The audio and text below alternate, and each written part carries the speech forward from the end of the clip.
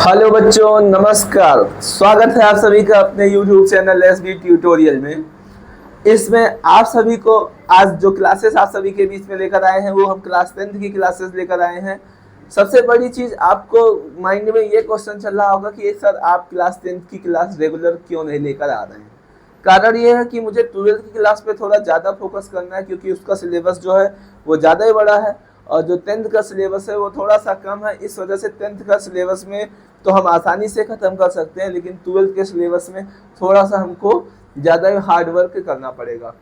और चिंता की कोई बात नहीं है, कोशिश यही करेंगे। अभी टाइम शेड्यूल थोड़ा बिजी चल रहा है और जैसे ही ये रेगुलर आने का प्रयास कर रहे हैं कि आप सभी को पर डे जो है वो क्लासेस, आपको 10th की क्लासेस हम दे सकें, है ना। तो हमारा कोशिश यही है कि हर बच्चे को 95 प्लस मार्क्स तक लेकर जाया जाए। अगर आप इस चैनल पर जितने भी बच्चे पढ़ाई कर रहे हैं तो मेरा यही उनके लिए है कि आप चिंता ना करें। आपको जो भी चीज़ें हैं आपके लिए, साथ ही आपका सिलेबस ख़त्म करने के साथ साथ आपकी बोर्ड में प्रिपरेशन से लेकर आपके एग्ज़ाम तक के सफ़र में हम आपके साथ चैनल के माध्यम से, वीडियो के माध्यम से जुड़े रहेंगे। तो आप सभी यहाँ से जो क्लासेस हैं आप निश्चिंत होकर साइंस की क्लासेस का प्रिपरेशन बेहतर तरीके से कर सकते हैं, ठीक है ना।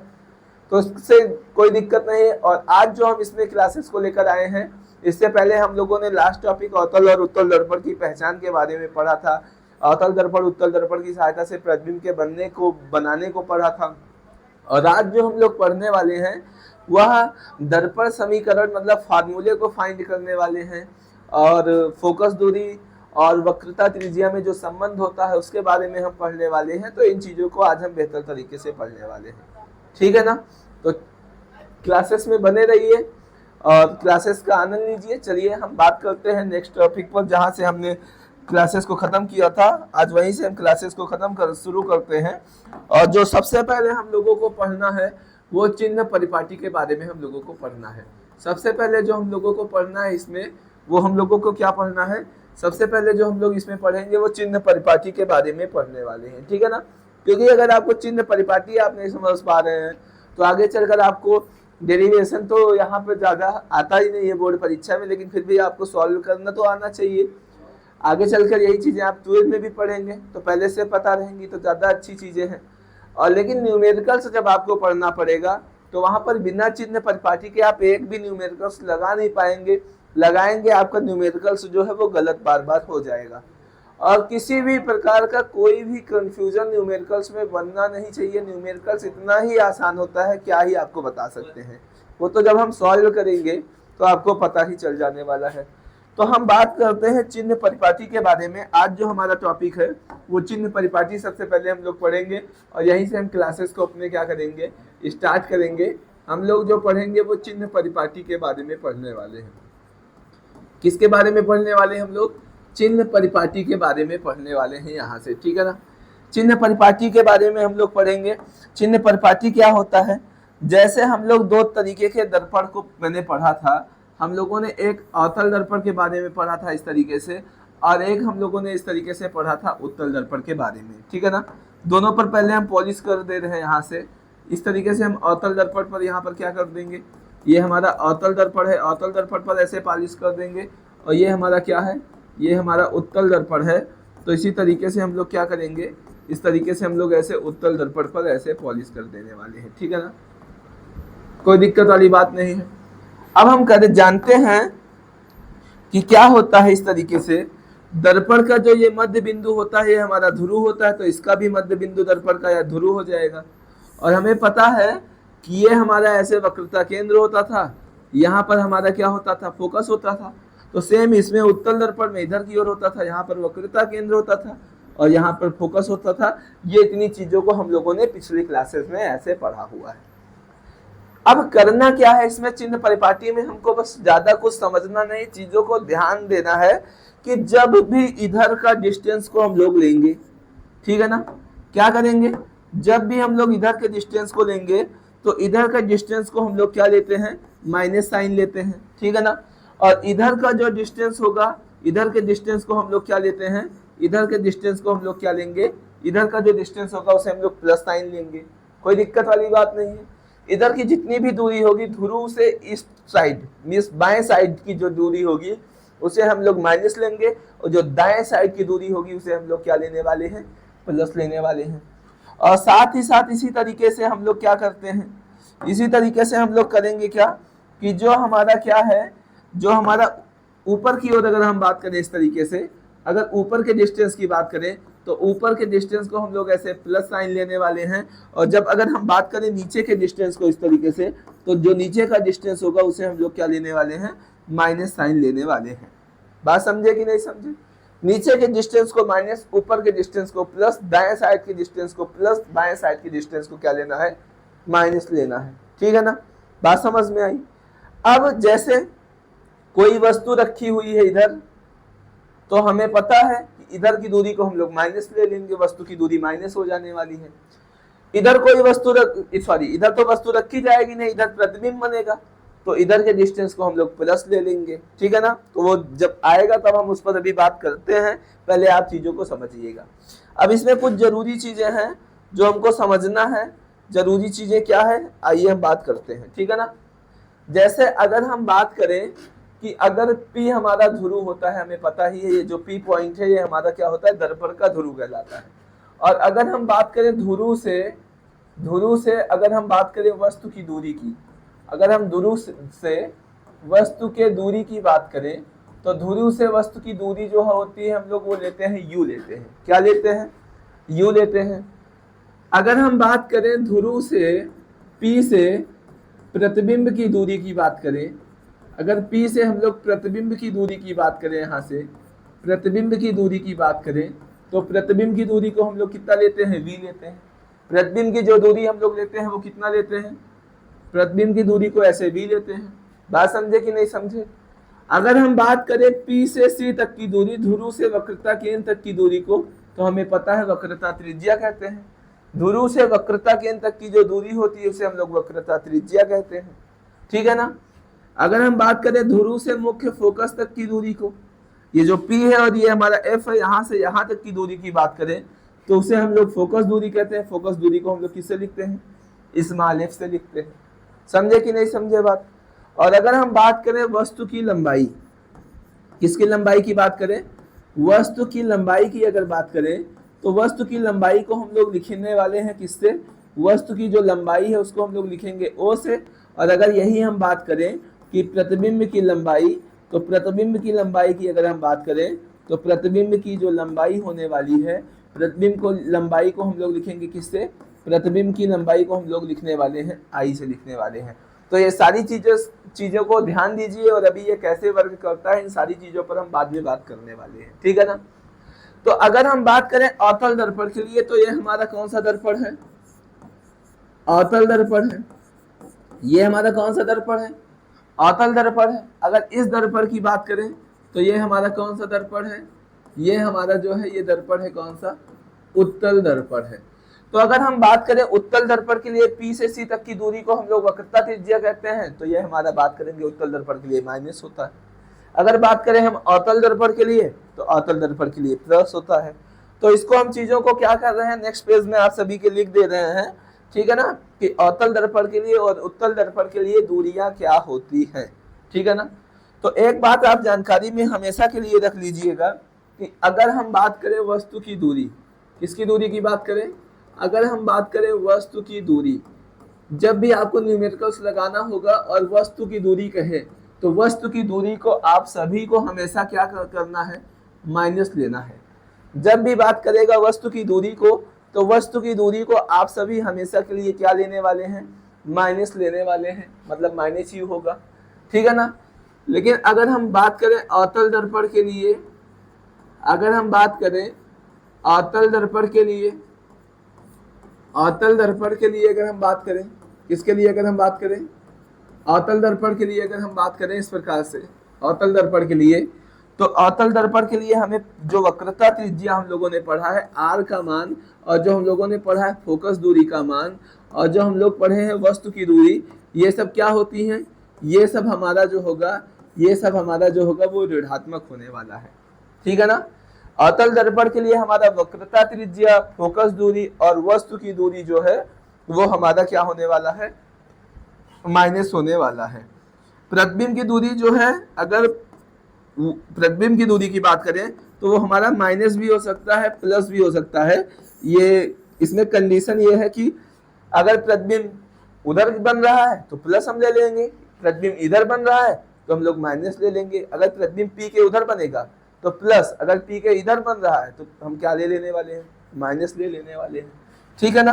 तो ये इस पर हम लोग को ध्यान अपने हिसाब से सपोज करना है प्रतिबिंब यहाँ पर बनेगा, लेकिन ये चीजें जो हैं, ये तीनों चीजें जो हैं, ये हमेशा क्या होने वाली है, माइनस होने वाली है। ठीक है ना। अगर यही चीज हम बात करें किसके लिए, अगर यही हम बात करें किसके लिए, इस तरीके से अगर हम बात करें यही उत्तल दर्पण के लिए, अगर बात करें यही, अगर हम बात करें किसके लिए, उत्तल दर्पण के लिए बात करें, इसी का बात हम करें किसके लिए, अगर इसको हम बात करें उत्तल दर्पण के लिए, अगर बात करें ऐसे, तो उत्तल दर्पण के लिए क्या हो जाएगा। अगर उत्तल दर्पण के लिए हम बात करें तो उत्तल दर्पण के लिए हमारा वक्रता त्रिज्या उधर होता है, पढ़े अभी हम लोगों ने कि उत्तल दर्पण के लिए वक्रता त्रिज्या देखिए इधर की ओर है, तो इसलिए प्लस ले लेंगे। तो उत्तल दर्पण के लिए हमारा जो वक्रता त्रिज्या होगा ये हम लोग को धनात्मक लेना है। उत्तल दर्पण के लिए हमारा जो फोकस दूरी होगा उसको भी हम लोग को धनात्मक ही लेना है। और उत्तल दर्पण के लिए हमारा जो वस्तु की दूरी है वो तो हमारा माइनस होगा ही। और एक बात आप सभी ये जानकारी में करके रख लीजिए कि उत्तल दर्पण के लिए जो प्रतिबिंब की दूरी है वो हमारा सदैव जो है वो धनात्मक होने वाला है, क्योंकि उत्तल दर्पण में प्रतिबिंब हमेशा दाएं साइड बनता है, बाएं साइड बनता है, और बाएं साइड बनने के कारण प्रतिबिंब का जो मान है वो हमेशा हम लोग क्या लेने वाले हैं, उत्तल दर्पण के लिए, उत्तल दर्पण के लिए जो प्रतिबिंब की दूरी है वो हम लोग धनात्मक ही लेने वाले हैं। बात समझ में आई कि नहीं समझ में आई, बताइए। चीजें समझे कि नहीं समझे, समझ में आनी जरूरी है। अगर चीजें नहीं समझेंगे तो आप न्यूमेरिकल्स नहीं कर पाएंगे। बताइए मुझे, कमेंट करिए। आप लोग कमेंट करते नहीं हैं, वीडियो सिर्फ देख लेते हैं, देख के चले जाते हैं और कुछ उसमें लिखते नहीं हैं। लिखेंगे नहीं तो पता कैसे चलेगा कि क्लासेस आ रही, समझ में नहीं आ रही है ना। अगर चीजें समझ में आ रही तो लिखने में कितना टाइम आपको लग जाता है, बताइए। तभी तो पता चलेगा चीजें आपको देनी है कि नहीं देनी है, वीडियो टाइम पे चाहिए कि नहीं चाहिए, क्लासेस का प्रिपरेशन आपको करना है कि नहीं करना है। और कोशिश करिए कि आप सभी अपना नाम लिख दीजिए, जिससे पता चल जाए कि कौन कौन से बच्चे जो हैं वो इस क्लास में जुड़ रहे हैं और रेगुलर आ रहे हैं। तो आपका जब भी कमेंट आएगा हम उस कमेंट को देखेंगे और उसका नाम लेंगे। और दूसरी चीज, सबसे बड़ी चीज ये, आपके वीडियो पे जो भी कमेंट्स होंगे उसको हम पढ़ने के साथ साथ नेक्स्ट वीडियो में आपके कमेंट्स को स्क्रीन पर लेकर आएंगे, और आपका जो टॉप कमेंट होगा उसको हम स्क्रीन पर लाकर आप सभी के सामने शेयर करने वाले हैं वीडियो में। तो फटाफट से आपके जो टॉप कमेंट्स होंगे, टॉप 5 कमेंट्स को हम लेकर आने वाले हैं। तो आप सभी कर सकते हैं एज यू विश, आपकी इच्छा के अनुसार। आप पर है, कोई दबाव नहीं है, जैसा मन करे वैसे आप करिएगा। फिलहाल क्लासेस का आनंद लेते रहिए। चलिए, इतनी चीजों का आप सभी स्क्रीनशॉट लीजिए। इसके बाद हम नेक्स्ट टॉपिक पर बात करते हैं, और हम सबसे पहले फोकस दूरी और वक्रता त्रिज्या में संबंध पढ़ते हैं। एक बार हम अवतल के लिए पढ़ेंगे, एक बार उत्तल के लिए हम लोग पढ़ने वाले हैं। ठीक है ना। तो आप सभी जो है हेडिंग डालिए, हेडिंग डालिए क्या, फोकस दूरी और वक्रता त्रिज्या में संबंध। हेडिंग है जो हम सभी की वो क्या होने वाली है, हेडिंग जो होने वाली है हम सभी की क्या, फोकस दूरी तथा वक्रता त्रिज्या में संबंध। फोकस दूरी तथा वक्रता त्रिज्या में संबंध। फोकस दूरी तथा वक्रता त्रिज्या में संबंध। फोकस दूरी तथा वक्रता त्रिज्या में संबंध के बारे में हम लोग इस तरीके से पढ़ते हैं। ठीक है ना। फोकस दूरी और वक्रता त्रिज्या में हम लोग क्या पढ़ेंगे, संबंध के बारे में इस तरीके से पढ़ने वाले। ठीक है। अब देखिए, इसके बारे में हम लोग पढ़ते हैं। फोकस दूरी और वक्रता त्रिज्या में संबंध के बारे में हम लोग पढ़ रहे हैं। चलिए, इसके बारे में हम लोग पढ़ते हैं। फोकस दूरी तथा वक्रता त्रिज्या में संबंध के बारे में पढ़ते हैं। सबसे पहले जो हम लोग पढ़ेंगे वह अवतल दर्पण के लिए पढ़ेंगे। सबसे पहला जो हम लोग पढ़ेंगे वो किसके लिए पढ़ेंगे, सबसे पहला जो हम लोग पढ़ने वाले हैं वह पढ़ने वाले हैं किसके लिए, सबसे पहले जो हम लोग पढ़ेंगे वह पढ़ेंगे अवतल दर्पण के लिए। हम लोग पढ़ने वाले हैं जो पहला, वह पढ़ने वाले हैं किसके लिए, अवतल दर्पण के लिए पढ़ने वाले हैं, इस प्रकार से। ठीक है ना। हम अवतल दर्पण के लिए सबसे पहले पढ़ेंगे। ठीक है,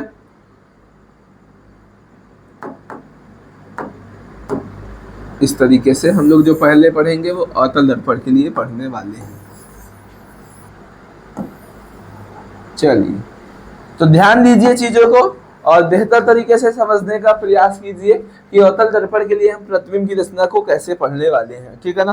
तो सबसे पहले हम एक अवतल दर्पण बनाएंगे और जितने लोगों ने अभी तक पिछली वीडियो को नहीं देखा है, डायरेक्ट इस वीडियो में आए हैं, तो मेरा यही सजेशन है कि आप जाइए, पहले की वीडियो को देखिए। चीजें जब आपको समझ में आएंगी तब चीजें यहाँ आपको समझ में आएंगी। समझे कि नहीं समझे?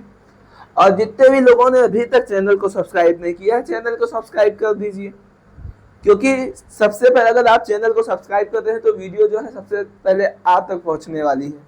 ठीक है ना। तो सब्सक्राइब करेंगे तभी आप तक क्लासेस पहुंचने वाली है।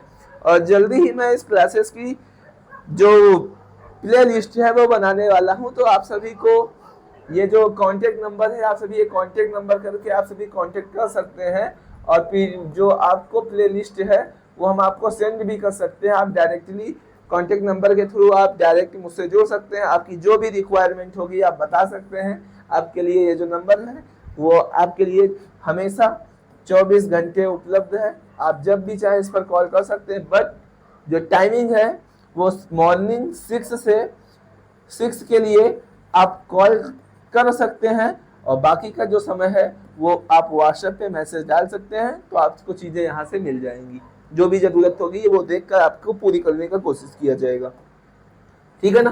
तो ये चीज़ें हैं। उसके बाद हम क्लासेस पे बात करते हैं आगे, और क्लासेस पर देखते हैं कि अवतल दर्पण के लिए फोकस दूरी तथा वक्रता त्रिज्या में क्या संबंध होता है, इसको हमको प्रूफ करना है। ठीक है ना। तो सबसे पहले हम लिख दे रहे हैं कि फोकस दूरी और वक्रता त्रिज्या में हमारा जो संबंध होता है वो इस तरीके से होता है। F = जो है वो कैपिटल R/2 इस प्रकार से होता है। ठीक है ना। क्या होता है? F = कैपिटल R/2 होता है। ये हमारा जो है फोकस दूरी और वक्रता त्रिज्या में संबंध होता है। लेकिन इसको हमको प्रूफ करना है। क्या करना है? इसको हमको प्रूफ करना है कि जो हमारा फोकस दूरी है वो वक्रता त्रिज्या की आधी होती है। बटे 2 मतलब क्या होती है? आधी होती है। ठीक है। तो आइए हम सबसे पहले बनाते हैं क्या, एक अवतल दर्पण बनाते हैं और इस तरीके से हम डेरिवेशन को क्या करते हैं, सॉल्व करते हैं। चीजों को ध्यान से समझने का प्रयास कीजिएगा। इस तरीके से ये हमारा क्या है, ये हमारा जो है एक अवतल दर्पण है। ये हमारा क्या है? एक अवतल दर्पण है। इस तरीके से हम बना ले रहे हैं ये। ठीक है ना। ये हमारा क्या है? एक अवतल दर्पण है। ये देखिए, ये हमारा एक अवतल दर्पण है। अब इस अवतल दर्पण पर हम क्या कर देने वाले हैं? इस अवतल दर्पण पर इस तरीके से हम क्या कर देने वाले हैं? ऐसे पॉलिश कर देने वाले हैं। इस अवतल दर्पण पर हम लोग ऐसे क्या कर देने वाले हैं? पॉलिश कर देने वाले हैं। तो ये अवतल दर्पण हमारा जो है, यहाँ पर हमको पता है ये जो मध्य बिंदु होता है इसे हम लोग ध्रुव कहते हैं। ठीक है ना। और इस तरीके से ध्रुव से ये हमारा जो है, ये हमारा क्या है? ये हमारा जो है मुख्य अक्ष है। और मुख्य अक्ष पर ये पॉइंट जो हमारा है, इस पॉइंट को हम लोग वक्रता केंद्र कहते हैं। और इन दोनों का जो मध्य बिंदु है, वक्रता केंद्र और ध्रुव को मिलाने वाली रेखा का जो मध्य बिंदु है, इसे हम लोग क्या कहते हैं? मुख्य फोकस कहते हैं। इस तरीके से ये आप सभी के स्क्रीन पे दिख रहा होगा। ओके। अब हम बात करते हैं, एक प्रकाश की किरण लेते हैं। क्या लेंगे? एक प्रकाश की जो किरण है हम लोग लेने वाले हैं। तो यहाँ से एक प्रकाश की किरण लेते हैं। मान लो ये प्रकाश की किरण एक है। इस तरीके से यहाँ से एक प्रकाश की किरण आई, मुख्य अक्ष के सामने से आई है। तो हम लोगों को पता है कि जब कोई प्रकाश की जो किरण है वो मुख्य अक्ष के समांतर आती है तो कहाँ से चली जाती है? फोकस से होकर चली जाती है। तो ये प्रकाश की जो किरण है इस तरीके से, ये कहाँ से होकर चली जाएगी? इस तरीके से, ये इस प्रकार से ऐसे फोकस से होकर चली जाएगी। तब हम इस प्रकाश की किरण को नाम देते हैं A। ये हमारा हो जाएगा क्या? B। और ये प्रकाश की किरण इस तरीके से निकल गई है। तो C यहाँ मैंने सपोज किया है और ये ऐसे प्रकाश की किरण यहाँ से निकल गई है। कोई दिक्कत? अब हमें पता है कि ये हमारा आपतित किरण है इस तरीके से, और ये हमारा जो है ये परावर्तित किरण है। तो आपतित किरण और परावर्तित किरण के बीचों बीच में अभिलंब खींचते हैं। क्या खींचते हैं? अभिलंब खींचते हैं। तो अभिलंब यहाँ पर हम कैसे खींचेंगे, तो ये हमारा केंद्र है और ये हमारा क्या है, परिधि है। ये हमारा जो है परिधि है, और केंद्र से जो परिधि पर रेखा खींची जाती है वो लंब होती है। तो यहाँ आपतित किरण और परावर्तित किरण के बीचों बीच में हम ऐसे क्या खींच देंगे, अभिलंब खींच देंगे। तो इस तरीके से यहाँ पर हम लोग क्या करेंगे, ऐसे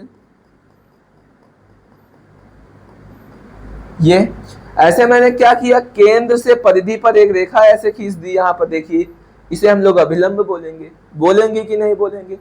तो यहाँ पर क्या हो रहा है, देखो एक त्रिभुज बन रहा है और त्रिभुज हमारा क्या बन गया, CBF बन गया। हमारा क्या बन गया, CBF बन गया। बना कि नहीं बना बताइए। इस तरीके से हमारा जो है वो क्या बन गया, ये जो एक आप देख रहे होंगे ये हमारा क्या बन गया, ये एक त्रिभुज बन गया। बना कि नहीं बना, डॉटेड लाइन जो ये आप देख रहे हैं ये इतना, ये हमारा एक त्रिभुज बन गया। तो हम डेरिवेशन को करते हैं, ठीक है ना। डेरिवेशन को हम करते हैं, यहाँ से क्या करेंगे, लिखेंगे हम यहाँ पर कि त्रिभुज, एक मिनट, ठीक है ना। यहाँ से हम क्या करेंगे, हमें पता है कि त्रिभुज बन रहा है, तो लिखेंगे यहाँ पर क्या, कौन सा त्रिभुज बन रहा है, तो हमारा बन रहा है त्रिभुज CBF में। देखिए ये हमारा त्रिभुज बन रहा है, क्या बन रहा है, CBF बन रहा है, या CFB भी बोल सकते हैं, ठीक है ना। और इसमें हमको करना क्या है, हम अगर बात करें तो ये रेखा, जितनी बड़ी ये रेखा होगी उतनी बड़ी ये रेखा भी होने वाली है। और हमें पता है कि ये एक पॉइंट अगर है तो ये दोनों रेखाएं आपस में क्या होने वाली हैं, बराबर होने वाली हैं। क्योंकि एक बिंदु से किसी एक बिंदु से परिधि पर जो रेखा चारों दिशाओं में खींची जाती है वो आपस में क्या होती है, बराबर। जैसे अगर हम बात करें इस तरीके से, ये एक वृत्त है, अगर ये फोकस है तो ये रेखा आपस में क्या होगी, ये दोनों रेखाएं आपस में बराबर होने वाली कि नहीं होने वाली है। तो वही तो कहा कि PF रेखा जो है वो BF रेखा के क्या होने वाली है, बराबर होने वाली है। समझे कि नहीं समझे बात। तो यहाँ पर अगर हम बात करें इस तरीके से, कि त्रिभुज में, इस त्रिभुज CBF में अगर बात करें तो ये हमारा जो CF है ये इसके बराबर होगा। अगर ये रेखा इसके बराबर है तो ये रेखा इस रेखा के बराबर होगी कि नहीं होगी, बताइए। बिल्कुल होने वाली है। तो हमारा CF जो है वो बराबर होगा किसके, BF के बराबर होगा। तो लिखते हैं यहाँ पर कि हमारा जो CF है वो हमारा बराबर होगा किसके, वो हमारा होगा BF के बराबर होगा। समझे कि नहीं। ये जो CF रेखा है ये BF रेखा के बराबर होने वाला है, ठीक है ना। अब आगे हम बात करते हैं, तो ये CF है, तो इस CF को हमने ऐसे लिख दिया, ठीक है ना।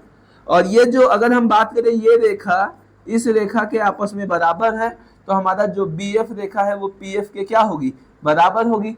तो यहाँ पर हम लिख दे रहे हैं जो BF है वो हमारा जो है वो बराबर है किसके, PF के। तो यहाँ पर हम ऐसे लिख दे रहे हैं कि BF जो है वो लगभग बराबर है किसके, PF के बराबर है। इसलिए हमने लिख दिया BF को PF लिख दिया।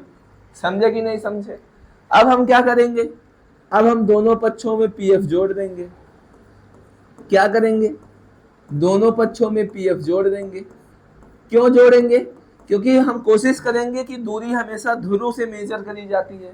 जब भी दूरी को डिफाइन करना होता है, नापना होता है दूरी को, तो हम लोग P से मापते हैं। कहाँ से मापते हैं, दर्पण के ध्रुव से मापते हैं। तो इसीलिए हम दोनों दूरी को ध्रुव से मेजर करने के लिए क्या करेंगे, दोनों पक्षों में हम क्या जोड़ देंगे, दोनों पक्षों में PF जोड़ने पर, दोनों पक्षों में क्या जोड़ने पर, दोनों पक्षों में PF जोड़ने पर। समझे कि नहीं समझे। तो यहाँ CF लिखा है, तो यहाँ जोड़ देंगे हम, क्या जोड़ देंगे, PF जोड़ देंगे। और यहाँ पर हमारा क्या लिखा है, PF लिखा है, तो यहाँ पर भी हम क्या जोड़ देंगे, यहाँ पर भी इस तरीके से हम PF जोड़ देंगे। समझे कि नहीं समझे, आई बात समझ में। तो यहाँ से देखिए, पहले तो जैसे एक हाथी, अगर इसको हम हाथी मान लें, इसको हाथी मान लें, तो एक हाथी दो हाथी होता है। तो अगर ये एक PF है, ये एक PF है और एक PF है, तो एक PF और एक PF मिलके कितना हो जाएगा, इस तरीके से हमारा 2PF हो जाएगा। समझे कि नहीं समझे। एक PF और एक PF मिलके हमारा क्या हो जाएगा, 2PF हो जाएगा। और CF प्लस PF की बात करें तो यहाँ से ये इतना डिस्टेंस हमारा CF है और ये इतना हमारा डिस्टेंस PF है। तो सी एफ में अगर पी एफ को इतना जोड़ देंगे, इतने में इतना जोड़ देंगे तो इतना मिल जाएगा, और इतना कितना है, पी से लेकर सी है। तो मतलब हम लोग C F plus P F, C F और पी एफ को हम लोग पी सी लिख सकते हैं। समझे कि नहीं समझे? तो C F plus P F को हम लोग क्या लिख लेंगे, C F plus P F को हम लोग यहाँ से पी सी लिख लेने वाले हैं। बात समझ में आई? अब हम लोग जानते हैं पी हमारा ध्रुव है और सी हमारा जो है वक्रता केंद्र है, और हम लोगों ने पढ़ा है कि ध्रुव से लेकर वक्रता केंद्र तक की जो दूरी होती है उसे हम लोग क्या लिखते हैं, वक्रता त्रिज्या लिखते हैं। तो इस तरीके से हमने लिख दिया क्या, वक्रता त्रिज्या लिख दिया। लिखेंगे कि नहीं? पी से सी तक की जो दूरी होती है उसे अभी हम लोगों ने चिन्ह परिपाटी में पढ़ा था कि वक्रता त्रिज्या कहते हैं, लेकिन पी के इधर की जो दूरी है उसे हम लोग क्या लेंगे, माइनस लेने वाले हैं। समझे कि नहीं समझे? अब बात करेंगे आगे इस तरीके से, तो यहाँ पर 2 लिखा है, लिख देंगे। अब P से F तक की दूरी, अभी पढ़े थे चिन्ह परिपाटी में ही कि ध्रुव से फोकस तक की दूरी को हम लोग फोकस दूरी कहते हैं, और फोकस दूरी को स्मॉल f से लिखते हैं, और इधर की दूरी माइनस होती है। तो यहाँ भी हम क्या लगा देंगे, माइनस लगा देंगे। अब माइनस साइन से माइनस साइन हमारा कैंसिल हो जाएगा, और r है यहाँ पर लिखा, तो r के नीचे हमारा चला जाएगा /2। तो बताओ यहाँ पर अकेला कौन बचेगा, फोकस बचेगा। बचेगा कि नहीं बचेगा? यहाँ से बिल्कुल बचने वाला है। तो इस तरीके से हमारा यहाँ पर क्या आ गया, फोकस दूरी और वक्रता त्रिज्या में संबंध आ गया। हमें जो ये लाना था, यहाँ पर देख रहे हैं आप, यहाँ पर हमको ये जो लाना था ये हमारा वही आया कि नहीं आया, बताइए। ये फोकस दूरी और वक्रता त्रिज्या में संबंध आया कि नहीं आया? देखिए आप बताइए हमको चीजों को। f बराबर r/2 लाना था, तो f बराबर r/2 आया कि नहीं आया? तो /2 का मतलब आधा होता है, फोकस दूरी वक्रता त्रिज्या की आधी होती है। होती कि नहीं होती है? देखिए यहाँ तक की दूरी फोकस दूरी होती है, ये इतना हमारा वक्रता त्रिज्या, और फोकस दूरी इस त्रिज्या के आधे पर है। तो ये वही बात तो लिखी है कि फोकस दूरी वक्रता त्रिज्या की क्या होती है, आधी होती है। तो हम लिखते हैं क्या, हम लिखेंगे फोकस दूरी वक्रता त्रिज्या की आधी होती है। तो यहाँ पर इस तरीके से हम लिखेंगे क्या, कि हमारा जो फोकस दूरी है, कौन सी दूरी, हमारा जो फोकस दूरी है, यहाँ से फोकस दूरी को हम लोग क्या माने हैं, f माने हैं। तो ये जो फोकस दूरी f है, स्मॉल f, वो क्या होता है, वो वक्रता त्रिज्या की क्या होती है, फोकस दूरी जो है वो वक्रता त्रिज्या, मीन्स वक्रता त्रिज्या को क्या माने हैं, r माने हैं, है ना। तो वक्रता त्रिज्या की क्या होती है, आधी होती है। यही हमको प्रूफ करना था। फोकस दूरी हमारी वक्रता त्रिज्या की क्या होती है, आधी होती है, इस प्रकार से। तो फोकस दूरी हमारा जो है वो वक्रता त्रिज्या का क्या होता है, फोकस दूरी जो है वो वक्रता त्रिज्या की क्या होती है, आधी होती है। समझे कि नहीं समझे? बात समझ में आई कि नहीं समझ में आई, बताइए। तो ये डेरिवेशन जो है आपके लिए, ये तो बोर्ड परीक्षा में आने वाला नहीं है, बट आपको प्रूफ करना आना चाहिए। कोई भी आपसे पूछ सकता है, जरूरत पड़ेगी आपको कहीं ना कहीं। पढ़ाई हमारा व्यर्थ कैसे हो सकता है? कोई भी ऐसी चीज नहीं है पढ़ाई में जो आप पढ़ लेंगे एक्स्ट्रा तो आपको नुकसान कर देने वाला। पेट में तो दर्द होगा नहीं। अगर कोई चीज एक्स्ट्रा पढ़ा दी जाए तो बताइए नुकसान करेगा क्या आपको? बिल्कुल भी नहीं करेगा, करना भी नहीं चाहिए। समझ में आया ये चीजें कि नहीं, बताइए आप, कमेंट करिए। आपके जो टॉप कमेंट्स होंगे नेक्स्ट क्लास में हम उसको आपकी वीडियो पे शेयर करने वाले हैं। क्लास शुरू करने से पहले आपके कमेंट्स को ही शेयर किया जाएगा, और आप अपना नाम जरूर कमेंट करिए ताकि पता चले कौन से बच्चे जो हैं वो पर डे क्लास ले रहे हैं कि नहीं ले रहे हैं। बताइए मुझे। लाइव क्लासेस की आप बात कर रहे हैं, लाइव क्लासेस, भाई लाइव क्लासेस में भी तो हम आपको पढ़ाने ही वाले हैं। तो अगर रिकॉर्डेड क्लास आपको मिल रही है तो क्या दिक्कत है, बताइए। कहते हैं ना, आपकी जो प्रॉब्लम्स है आप कमेंट में कर दीजिए। जिस प्रकार लाइव क्लास में आप कमेंट करेंगे तो उसका जवाब दे दिया जाएगा, उसी तरीके से आपको अगली क्लासेस में उसका जवाब दे दिया जाएगा। बट आप कमेंट ही नहीं करेंगे तो जवाब कहाँ से मिलेगा आपको, बताइए। समझ रहे हैं कि नहीं समझ रहे हैं चीजों को? समझिएगा, ठीक है ना। तो ये हम लोगों ने अवतल दर्पण के लिए फोकस दूरी और वक्रता त्रिज्या में संबंध पढ़ा है। जिस तरीके से इसके लिए अवतल दर्पण के लिए होता है, सेम उत्तल दर्पण के लिए डेरिवेशन हमारा पूरा जो है वो सेम होने वाला है, ठीक है। क्या कि उत्तल दर्पण के लिए जो हमारा है वो डेरिवेशन जो है वो सेम होने वाला है। बस आपको उसके इमेज को, उसके डायग्राम को, उसके किरण आरेख को जो है वो सिर्फ चेंज थोड़ा सा रहेगा, और बाकी डेरिवेशन में कोई भी चेंज हम बिल्कुल भी करने वाले हैं नहीं। ठीक है, तो बने रहिए क्लास में और देखते हैं नेक्स्ट टॉपिक पर। आइए हम चलते हैं और पढ़ते हैं किसके बारे में, उत्तल दर्पण के लिए फोकस दूरी और वक्रता त्रिज्या में संबंध में। तो आप सभी कॉपी पेन के साथ उसको स्क्रीनशॉट ले के नोट कर लीजिएगा। और अब हम बात करते हैं उत्तल दर्पण के लिए फोकस दूरी और वक्रता त्रिज्या में संबंध, ठीक है ना। चलिए आप लोग भी हेडिंग डाल दीजिए किसके लिए, अब हम लोग जो पढ़ने वाले हैं वो उत्तल दर्पण के लिए पढ़ने वाले हैं।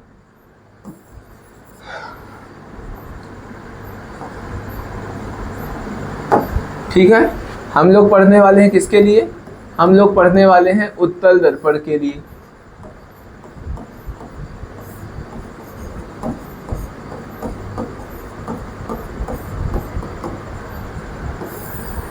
इस तरीके से ये हमारा कौन सा है, कॉन्वेक्स मिरर है, तो हम लोग पढ़ने वाले हैं कॉन्वेक्स मिरर के लिए पढ़ने वाले हैं। चलिए आइए हम बात करते हैं उत्तल दर्पण के बारे में, और हम लोग उत्तल दर्पण के बारे में पढ़ने वाले हैं।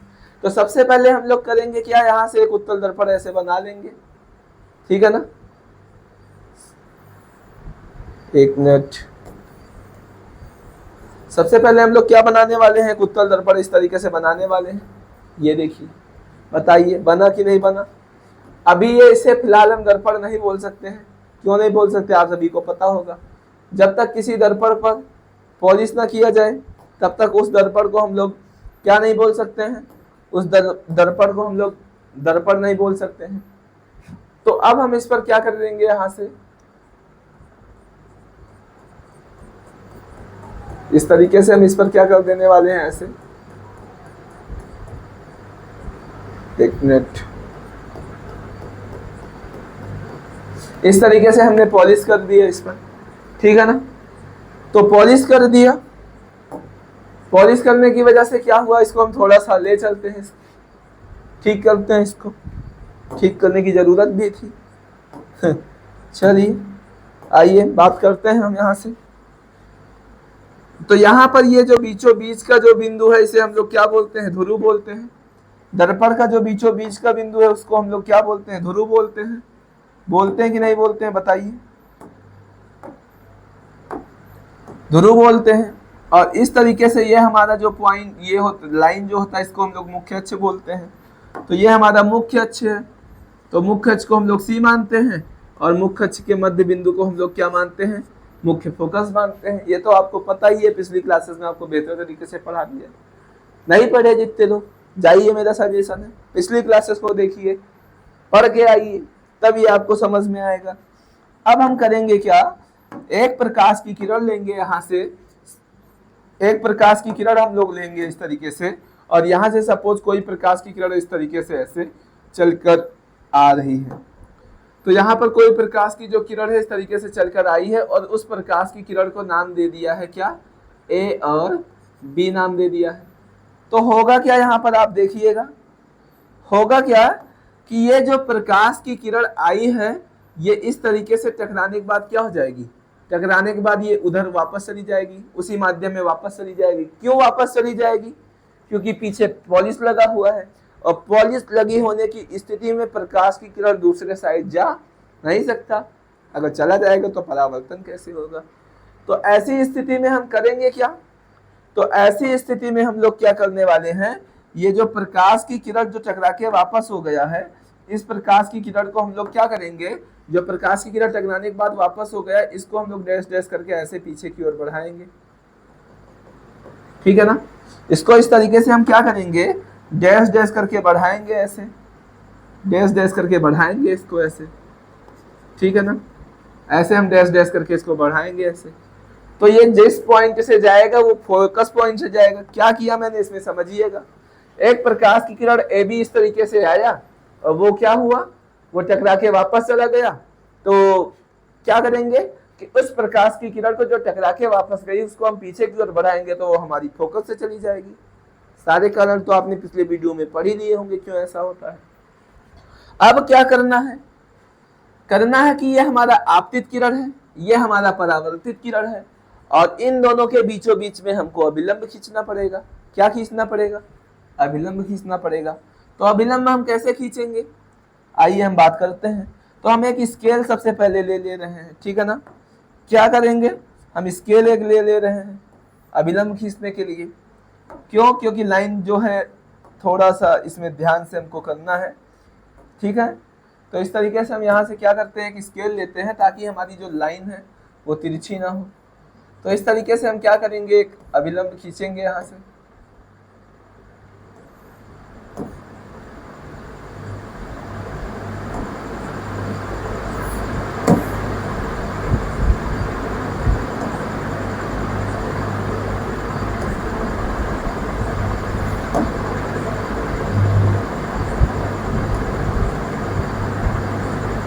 ठीक है ना। तो यहां से हम क्या करेंगे, एक अभिलंब खींचेंगे। आपतित किरण और परावर्तित किरण के बीचों बीच में ऐसे हम एक अभिलंब खींचेंगे, ऐसे खींचेंगे अभिलंब हम,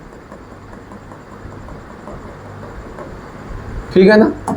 ये देखिए, तो इस तरीके से मैंने, ये हमारा आपतित किरण है और ये हमारा परावर्तित किरण है, और इन दोनों के बीच में हमने क्या खींच दिया, आपतित किरण और परावर्तित किरण के बीचों बीच में इस तरीके से हमने क्या खींच दिया, अभिलंब खींच दिया है। तो अभिलंब खींचने की वजह से आप क्या देख रहे होंगे यहाँ पर, अगर हम इसको डॉटेड लाइन से ड्रॉ करें तो अभिलंब खींचने की वजह से आप क्या देख रहे होंगे कि यहाँ पर इतने भाग में देखिए एक त्रिभुज बन गया है। इतना भाग कौन सा, त्रिभुज बन गया। देखिए CBF में ये त्रिभुज एक बन गया है। बन गया कि नहीं बन गया है। तो यहाँ पर हम क्या करेंगे, सबसे पहले इस डेरिवेशन को सॉल्व करने के लिए, ये जो त्रिभुज बना है तो अब लोग लिखेंगे क्या, त्रिभुज CBF में, ठीक है ना। किसमें, त्रिभुज CBF में। अब इस त्रिभुज CBF में हम बात क्या करेंगे, समझना है।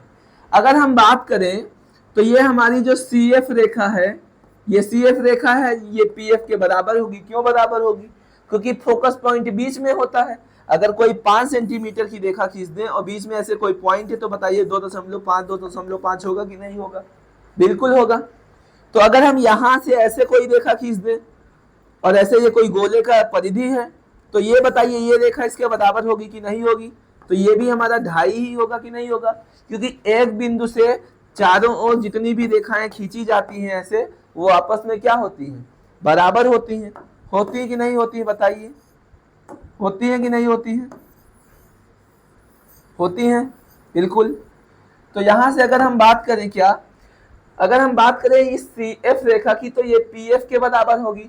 लेकिन अगर हम यही बात करें कि जो PF रेखा है वो किस रेखा के बराबर होगी, BF के बराबर होगी, क्योंकि 2.5 सेंटीमीटर की है तो 2.5 ये भी होगी, 2.5 ये भी होगी।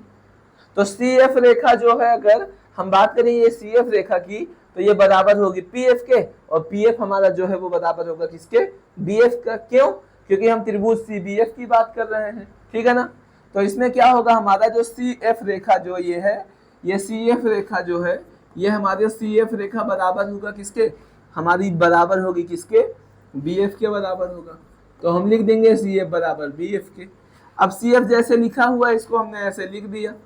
अब हम क्या करेंगे, ये जो BF रेखा है, ये BF हमें पता है कि PF के बराबर है, तो यहाँ से हम लोग लिख सकते हैं BF को क्या, यहाँ से BF को हम लोग लिख सकते हैं PF, क्योंकि ये रेखा इस रेखा के क्या है, बराबर है, इसलिए हम BF को क्या लिख सकते हैं, PF लिख सकते हैं। बात समझे। और हमें पता है कि किसी भी दर्पण में जो है वो धुरी ध्रुव से नापी जाती है। दूरी जो है वो ध्रुव से यहाँ से मेजर की जाएगी, P से। तो हमें दूरी को ध्रुव में बनाने का कोशिश करना पड़ेगा। लेकिन यहाँ तो CF लिखा है, जैसे यहाँ पर PF लिखा है, कोई दिक्कत वाली बात नहीं है। लेकिन यहाँ CF है और दूरी को हम लोग PF से लिखते हैं। तो चलिए PF लिखने के लिए इसको हम क्या करेंगे, चीजों को चेंज करते हैं। तो क्या करेंगे, दोनों पक्षों में हम PF का ऐड कर देंगे। क्या करेंगे, दोनों पक्षों में PF जोड़ने पर, दोनों पक्षों में PF जोड़ने पर, दोनों पक्षों में हम लोग PF जोड़ने पर, तो इधर CF लिखा है तो इस पक्ष में भी क्या करना है, PF जोड़ देना है। और यहाँ PF लिखा है तो इधर साइड भी हमको क्या कर देना है, PF को जोड़ देना है। तो यहाँ से एक PF कितना हो जाएगा, 2PF हो जाएगा। और CF प्लस PF, ये इतना डिस्टेंस हमारा कितना है, ये इतना डिस्टेंस CF है, और ये इतना डिस्टेंस जो है हमारा, ये इतना PF है। तो बताइए CF और ये जो CF है और ये जो PF है, इसको हम लोग क्या लिख सकते हैं, P से लेकर C लिख सकते हैं कि नहीं लिख सकते हैं। तो CF प्लस PF हमारा क्या हो जाएगा, C F plus P F हमारा जो है वो पी सी के बराबर हो जाएगा। समझे कि नहीं समझे? अब क्या होगा कि ध्रुव से वक्रता केंद्र तक की जो दूरी होती है उसे हम लोग वक्रता त्रिज्या लिखते हैं। अभी अभी हम लोगों ने चिन्ह परिपाटी में पढ़ा है।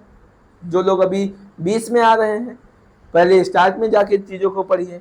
और हम इस तरीके से 2 लिखा है तो लिख देंगे, और ध्रुव से फोकस तक की दूरी को फोकस दूरी कहते हैं, जिसे स्मॉल एफ से लिखते हैं। तो यहां से क्या हो जाएगा, अगर r के नीचे बटे 2 को भेज दें, r के नीचे बटे 2 को भेज दें तो f हमारा अकेला हो जाएगा। और इस तरीके से हमें जो लाना था फोकस दूरी और वक्रता त्रिज्या में संबंध, वो आ गया क्या, f बराबर r/2। बताइए, f बराबर r/2 ही लाना था कि नहीं लाना था? लाना था। तो बताइए ये हमारा वही आया कि नहीं आया? f = r/2 आया कि नहीं आया? सेम डेरिवेशन देखिए, सी बी एफ बना था सी एफ बी एफ के बराबर, सी एफ पी एफ के बराबर। बताइए इसमें भी वही आया कि नहीं? सी एफ पी एफ के बराबर, सी एफ पी एफ के बराबर। जिस तरीके से इसमें दोनों पक्षों में पी एफ जोड़े थे, इसमें भी पी एफ जोड़े, तो इसमें भी वही जोड़े। P C to P F इधर आया है हमारा, पी सी और 2pf यहाँ भी आया है।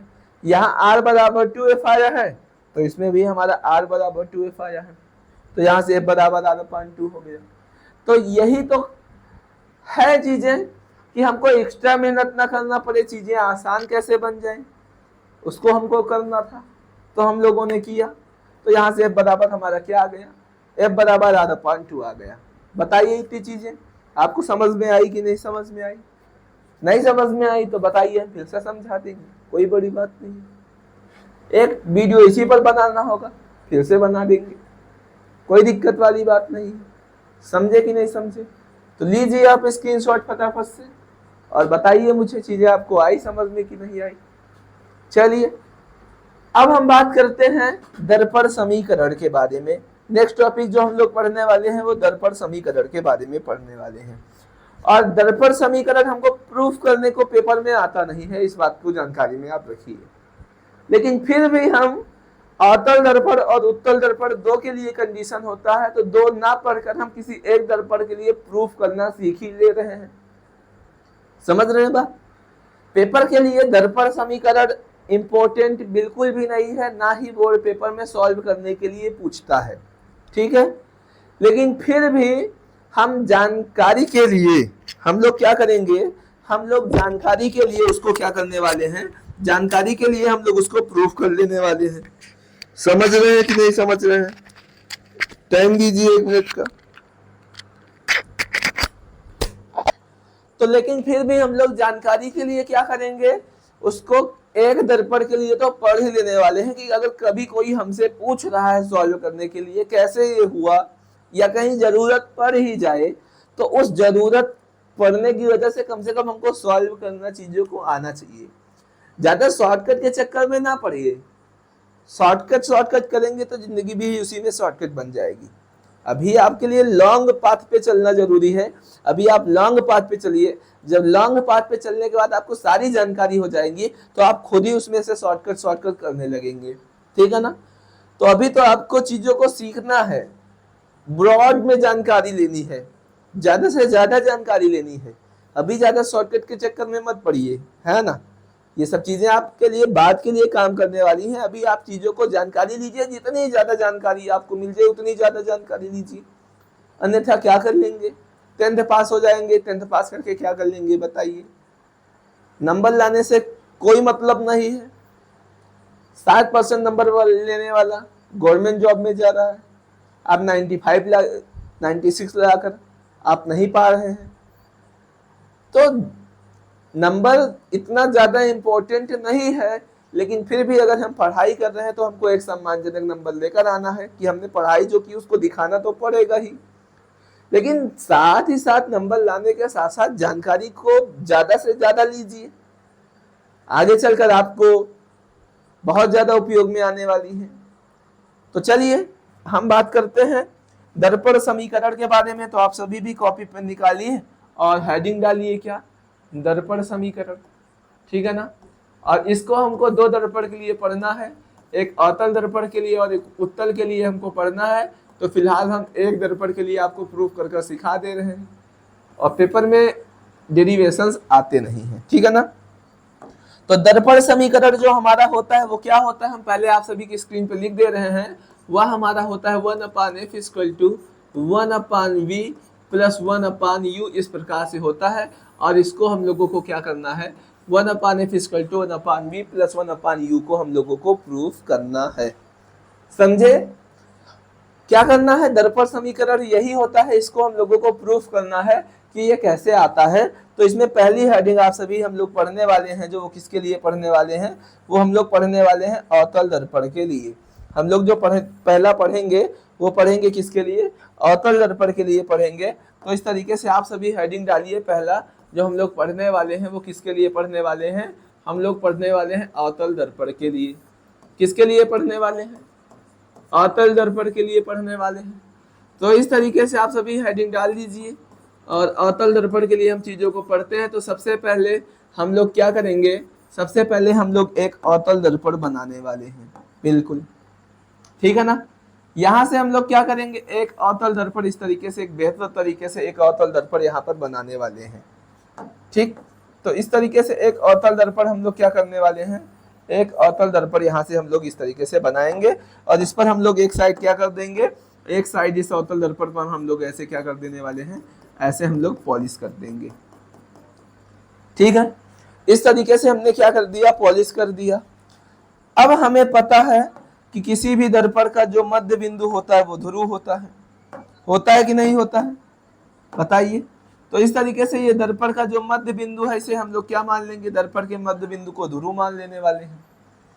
और यहाँ पर हम लोग क्या खींच देंगे, एक यहाँ पर ऐसे मुख्य अक्ष हम लोग ऐसे खींच देने वाले हैं। ये सपोज हमारा क्या है, ये हमारा इस तरीके से मुख्य अक्ष है और हमें पता है कि ये पॉइंट जो होगा हमारा, ये पॉइंट क्या होगा हमारा, ये पॉइंट जो है सी पॉइंट होने वाला है। और सी के आगे का जितना भी डिस्टेंस होता है, सी के आगे इस प्रकार से जितना भी डिस्टेंस होगा, इस सी के आगे जितना भी डिस्टेंस ऐसे होता है, इस डिस्टेंस को हम लोग क्या मानते हैं, इस डिस्टेंस को हम लोग यहाँ से इन्फिनेटिव ऐसे मानते हैं। ये डिस्टेंस जो है हमारा ये क्या है, ये डिस्टेंस को हम लोग इन्फिनेटिव मानते हैं, अनंत मानते हैं। वक्रता केंद्र की जितनी आगे दूरी होती है वो अनंत हम लोग मान लेते हैं। और सपोज हम अनंत पर कोई वस्तु रख दे रहे हैं यहाँ से, ठीक है ना, क्या करेंगे हम लोग, सपोज कोई वस्तु रख दे रहे हैं कहाँ पर, कि अनंत और वक्रता केंद्र के बीच में हमारा कोई ये ऐसे क्या रखा हुआ है, इस तरीके से अनंत और वक्रता केंद्र के बीच में कोई वस्तु रखा हुआ है। और इस तरीके से उस वस्तु को हम लोग क्या मान लेंगे, उस वस्तु को हम लोग मान लेंगे ए और बी, यहाँ से मान लेने वाले, समझे। अब होगा क्या, इसमें पहली जो प्रकाश की किरण है वो हम लोग लेकर जाएंगे मुख्य अक्ष के समांतर। क्या करेंगे, यहाँ से हम लोग जो किरण है पहली प्रकाश की किरण वो हम लोग लेकर जाएंगे मुख्य अक्ष के समांतर। या फिर हम कहाँ से लेकर जा सकते हैं, हम लोग वक्रता केंद्र से भी लेकर जा सकते हैं। तो पहले तो हम पहली प्रकाश की किरण को एक काम करते हैं, वक्रता केंद्र से ही लेकर जाते हैं, ठीक है ना। पहली प्रकाश की किरण को हम लोग, एक मिनट,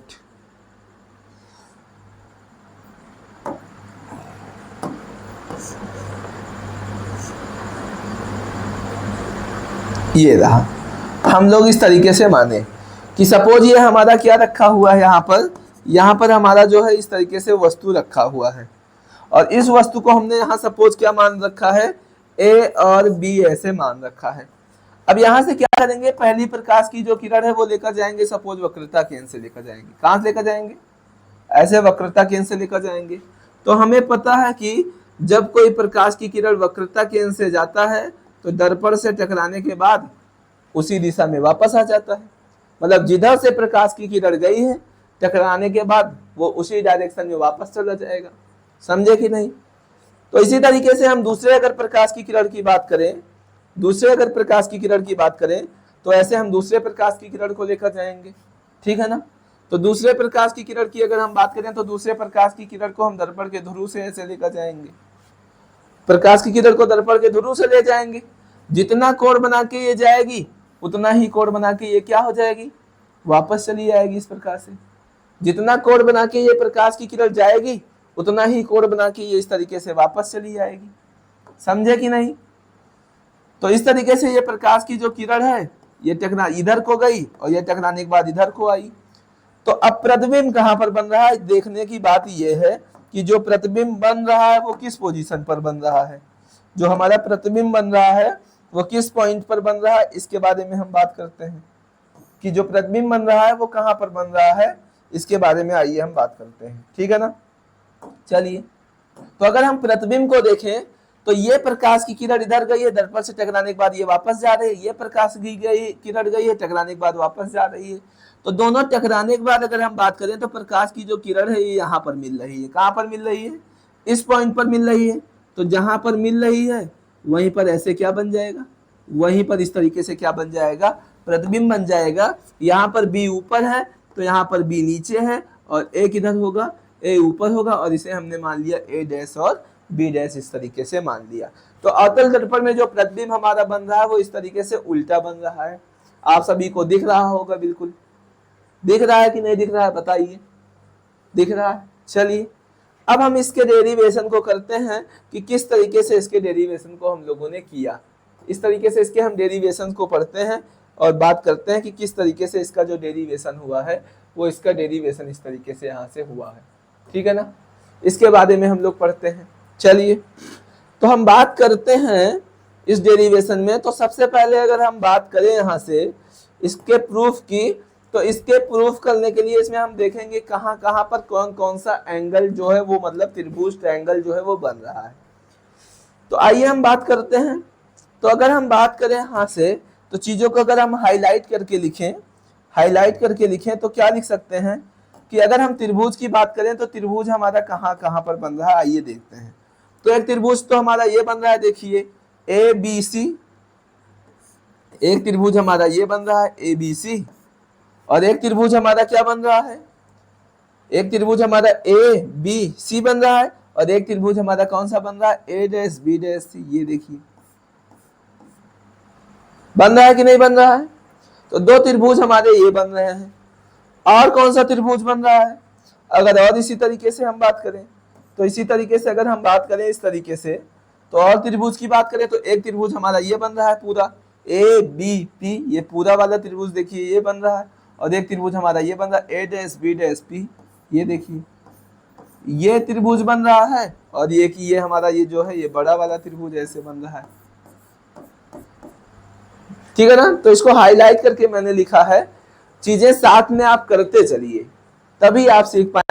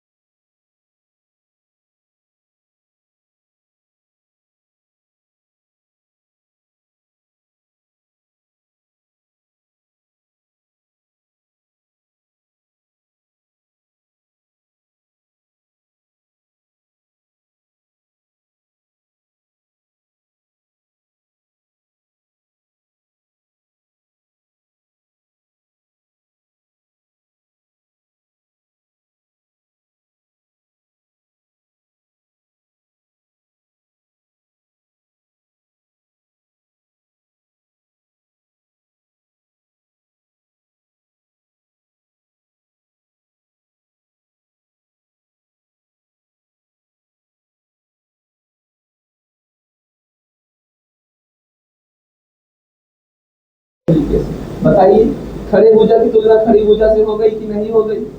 बिल्कुल हो गई। बहुत अच्छी। आगे बात करते हैं बराबर। अब हमको पड़े भुजा की तुलना पड़ी भुजा से करना है और इन्हीं दोनों त्रिभुज में हमको पड़ी भुजा देखना है। तो एबीसी में बताओ पड़ी भुजा क्या है? एबीसी में पड़ी भुजा हमारी बीसी है, तो हम लिख देंगे क्या? बीसी लिख देंगे।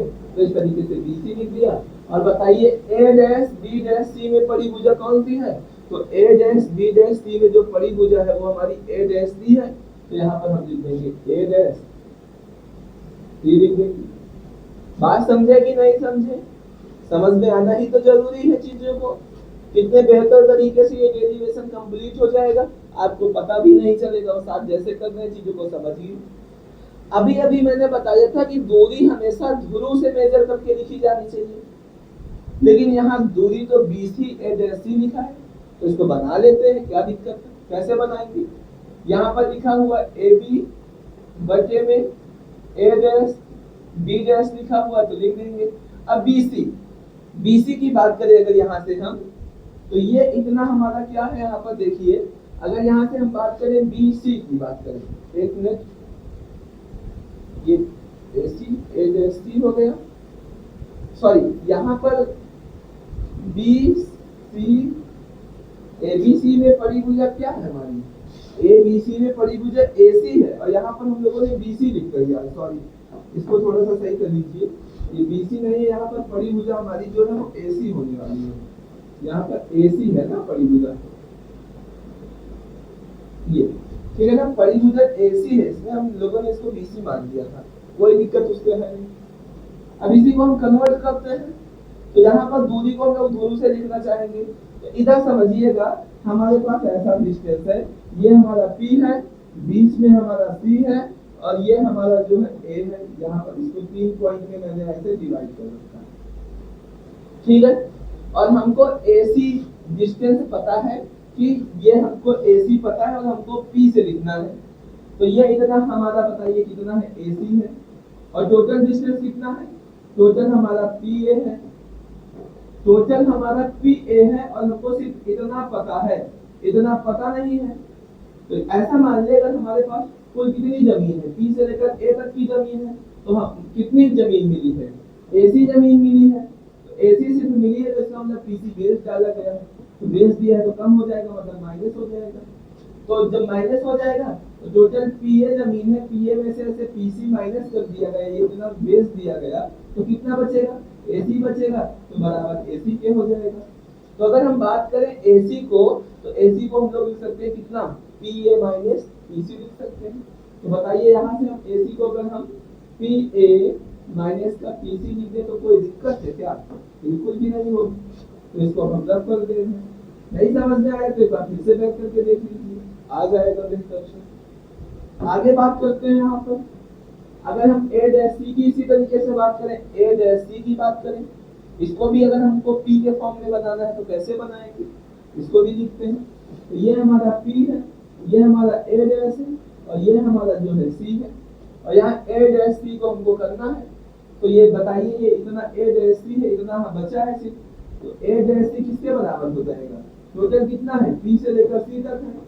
इतनी जमीन में से, इतनी जमीन में से हमको सिर्फ इतनी मिली है, तो मतलब इतनी क्या की कर दी गई? बेस दी गई, मतलब बेस दी गई, तो PA डैश बचेगा। मैथ का आपको पढ़ा रहे हैं हम, चीजों को आपको फिजिक्स में समझा दे रहे हैं, आपको समझ में आनी चाहिए अच्छे से। तो A डैश C को हम लोग कितना लिख सकते हैं? PC A डैश C को हम लोग क्या लिख सकते हैं? PC माइनस का कितना लिख सकते हैं? PA डैश लिख देंगे। बात समझे कि नहीं समझे बताइए? इतनी चीजों को हम लोग हटा दे रहे हैं ऐसे। चलिए, बात समझ में आई कि नहीं समझ में आई? तो अब बताइए दूरी किस फॉर्म में हो गई? ध्रुव के फॉर्म में लिख गई कि नहीं लिख गई? और इसको हम लोग मान लिए क्या? इसको हम लोग मान लिए रिलेशन नंबर फर्स्ट। चीजें समझ में आई कि नहीं समझ में आई बताइए? आई समझ में कि नहीं समझ में आई? आई। चलो आगे बढ़ते हैं। अब अगले डायग्राम की बात करते हैं। और कहाँ पर त्रिभुज बन रहा था? तो एक बड़ा वाला त्रिभुज बन रहा है, ABP बन रहा है। ये पूरा देखिए, यहाँ पर दिख रहा है ABP, ये पूरा एक त्रिभुज बन रहा है। तो यहाँ पर हम लिखेंगे क्या? एबीपी लिखेंगे। तो इस तरीके से लिखेंगे त्रिभुज ए बी पी। दूसरा त्रिभुज कौन सा बन रहा है? तो ये बन रहा है, देखिए ए डैश बी डैश पी, ये बन रहा है। तो यहाँ लिखेंगे क्या? त्रिभुज ए डैश बी डैश पी, और ये दोनों भी क्या है? समरूप है। तो इसलिए इस तरीके से समरूप का सिंबल लगा देंगे। ये जो बड़ा है और ये छोटा है, ये ऊपर है ये नीचे है, तो समरूप ही तो है। अब समरूप है, क्यों समरूप है? क्योंकि एक समकोण त्रिभुज है, तो ये भी समकोण त्रिभुज है। चलिए अब हम बात करते हैं, इसमें भी वैसे हम सॉल्व करेंगे। खड़े भुजा की तुलना खड़ी भुजा से, पड़ी भुजा की तुलना पड़ी भुजा से। तो बताइए एबीपी में इस त्रिभुज में खड़ी भुजा क्या है हमारी? ए बी है। तो हम लोग लिख देंगे ए बी, इस तरीके से लिख देंगे। अब ए डैश बी डैश पी में खड़ी भुजा की बात करें, ए डैश बी डैश पी में खड़ी भुजा क्या है? ए डैश बी डैश। तो हम लोग लिख देंगे ए डैश बी डैश हो जाएगा बराबर बराबर बरोबर। चलिए अब पड़ी भुजा की तुलना पड़ी भुजा से कर देनी है। तो बताइए ए बी पी में पड़ी भुजा क्या है? पी से लेकर ए है। तो हम लोग क्या लिखेंगे यहाँ पर? पी ए लिख देंगे। लिखेंगे कि नहीं लिखेंगे? और अगर हम ए डैश बी डैश पी में बड़ी भुजा की बात करें तो क्या होगा बताओ? ए डैश बी डैश पी में बड़ी भुजा की बात करें तो क्या होगा बताओ? ए डैश पी। लेकिन हम ए डैश पी तो बोलेंगे नहीं, दूरी हमेशा ध्रुव से मेजर की जाती है। तो हम लोग क्या लिखेंगे? पी ए डैश लिखेंगे। काय के लिए हमने इतना काम किया है, ठीक है ना? तो हम लोग लिखेंगे पी ए डैश। तो यहाँ पर देखो दूरी पी के फॉर्म में नहीं आई थी, तो यहाँ पर बनाना पड़ा था। यहाँ पी के फॉर्म में आ गई, तो बनाने की कोई जरूरत है ही नहीं। और इसे हम लोग मान लेंगे क्या? रिलेशन नंबर सेकेंड मान लेंगे। बात समझे कि नहीं समझे बताइए? समझे कि नहीं समझे? आई समझ में? अब ये हमारा रिलेशन नंबर फर्स्ट हो गया, ये हमारा रिलेशन नंबर सेकेंड हो गया। दोनों का हम कंपेयर करते हैं। समीकरण एक की तथा दो की क्या करना है? एक तथा दो की तुलना करना है। तो लिख देंगे एक तथा दो की क्या करने पर? तुलना करने पर। इस प्रकार से एक तथा दो की क्या करना है? तुलना करना है। तो तुलना करने पर लिख देंगे। अब तुलना करेंगे तो बताओ, समीकरण एक में इधर की साइड दोनों सेम सेम है, तो तुलना करने का कोई मतलब ही नहीं है। तुलना करेंगे हम किसका किससे? P A minus P C, P A minus P C, और बटे में क्या है? पी सी कितना? पी सी माइनस का क्या? पी सी माइनस का पी ए डैश। समझे कि नहीं समझे? बात समझे कि नहीं समझे बताइए? समझ में आई कि नहीं समझ में आई? आवाज चली गई क्या बीच में? बताइए मुझे, चली गई क्या आवाज? देख लेते हैं एक बार, चेक कर लेते हैं।